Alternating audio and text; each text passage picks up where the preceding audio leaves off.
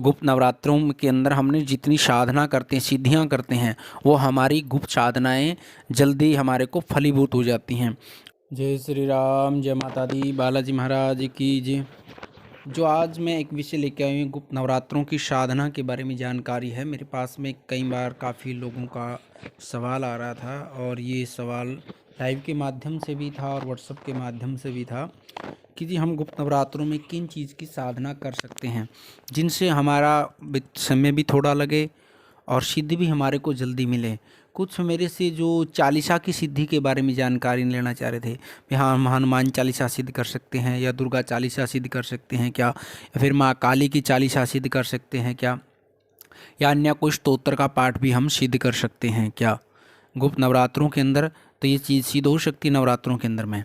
मैं इसकी पूरी जानकारी दूंगा, आप इस वीडियो को अंत तक ज़रूर देखना। और जिन्होंने चैनल को सब्सक्राइब नहीं किया वो चैनल को सब्सक्राइब कर लें और बेल आइकन को ज़रूर दबाएं, क्योंकि जब हम कोई वीडियो डालते हैं या लाइव में आते हैं तो आपको नोटिफिकेशन साथ के साथ मिल जाते हैं। और हमारा बालाजी दरबार लगता है, दरबार से आप ऑनलाइन पूछा भी ले सकते हैं। मंगलवार शनिवार दरबार लगता है तो पहले दिन नंबर लिखवाए जाते हैं, अर्जी लगा करके ऑनलाइन पूछा भी दरबार से ले सकते हैं। शुरू करते हैं कि हनुमान चालीसा या दुर्गा चालीसा, काली चालीसा की हम सिद्धि कर सकते हैं। आप गुप्त नवरात्रों के अंदर में किसी भी चीज़ की सिद्धि कर सकते हैं और गुप्त नवरात्रि सिर्फ साधना वाले लोगों के लिए सबसे सुनहरी अवसर होता है। साल में 4 बार नवरात्रे आते हैं, 2 बार गुप्त आते हैं, 2 बार खुले होते हैं।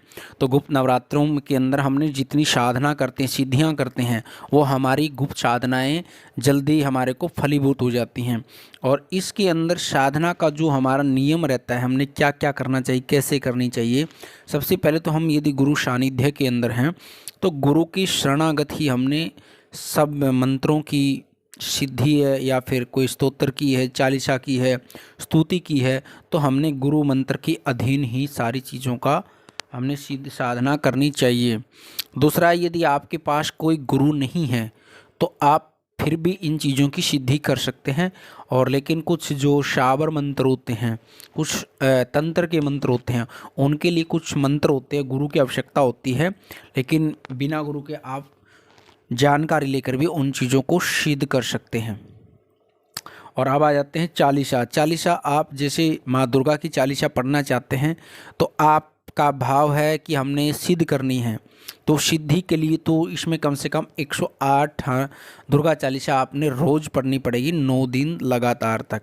क्योंकि कुछ चालीसाओं का नियम क्या होता है, जैसे हम 1008 चालीसा 9 दिन कर पूरी कर देते हैं, 1008, तो ये सिद्धि के हमारे नियम रहते हैं, उसके अंदर पूरी करनी होती हैं। और आप किसी विशेष मनोकामना को लेकर कर सकते हैं तो उसके लिए भी कर सकते हैं। 11 हनुमान दुर्गा चालीसा पढ़नी है या हनुमान चालीसा पढ़नी है या काली चालीसा पढ़नी है, तो आप ये चालीसा की सिद्धि गुप्त नवरात्रों में कर सकते हैं। विशेष मनोकामना को लेकर भी, किसी काम की अड़चन आपके लिए, तो भी आप में 11 चालीसा डेली पढ़नी है। लेकिन साधना के जो नियम होते वो आपने लगातार नियम बना करके रखने हैं। सबसे पहले आपने संकल्प लेना है। बिना संकल्प के कोई भी पूजा करोगे तो आपकी पूर्ण नहीं होगी। संकल्प लेकर के ही आपने पूजा शुरू करनी है और संकल्प लेकर ही भगवान को अर्पण करनी है, तब आपको उस चीज़ का पूर्ण फल मिलता है। संकल्प हाथ में जल लेकर अपना नाम, अपना गोत्र, आप किस कामना के लिए, उस दिन तिथि क्या होती है, वार क्या होता है, वो चीज़ आपने बोलनी है और अपनी मनोकामना बोलनी है हाथ में जल लेकर के कि माँ भगवती, मेरा ये काम है, ये करवाना चाहता हूँ, मैं आपकी 11 चालीसा का पाठ करूँगा, 21 का करूँगा। या फिर आप गिनती नहीं गिनना चाहते, यथा संख्या नाम में करना चाहते हैं तो यथा संख्या भी बोल सकते हो उसके अंदर। तो उसके बाद में लास्ट में आपने हवन अवश्य करें। किसी भी चीज़ की आप हनुमान चालीसा की सिद्धि करो, दुर्गा चालीसा की करो, काली चालीसा की करो, तो उसमें आपने हवन अवश्य करें। और माँ भगवती के नवरात्रे हैं, कंजकों को भोग अवश्य लगाए। यदि हनुमान जी की साधना करते हैं तो भी आपने ये चीज़ कर्म करने हैं, और यदि दुर्गा चालीसा की करने तो भी करने हैं, काली चालीसा की कर रहे हैं तो भी करने हैं। यदि हनुमान चालीसा की सिद्धि कर रहे हैं तो हनुमान जी को लंगोट चढ़ा के आना है, हनुमान जी को सिंदूर चढ़ा के आना और भोग लगा के आना है लास्ट में, और एक झंडा अवश्य चढ़ा करके आए। और यदि आप माँ दुर्गा की कर रहे हैं तो माँ दुर्गा को नारियल, चुनरी, माता का श्रृंगार और प्रसाद भेंट आपने अवश्य चढ़ा करके आनी है लास्ट में, और कंजकों को भोग देना है। ध्यान रखें, काली का आप काली चालीसा करो या फिर दुर्गा चालीसा करो, उसके बाद आप फिर इस चालीसा का प्रयोग कर सकते हैं। उसमें साक्षात शक्ति की कृपा मिलती है, जो हम गुप्त नवरात्रों के अंदर ये चीज़ें साधना कर लेते हैं। और यदि आपको जानकारी अच्छी लगी तो वीडियो को लाइक करना। यंत्र मंत्र तंत्र पूजा पाठ ज्योतिष आपको चैनल के माध्यम से मिलता रहता है। माँ भगवती और बालाजी महाराज की कृपा आपके परिवार पर बनी रहे। सभी को सीताराम, जय माता दी, नमो आदेश।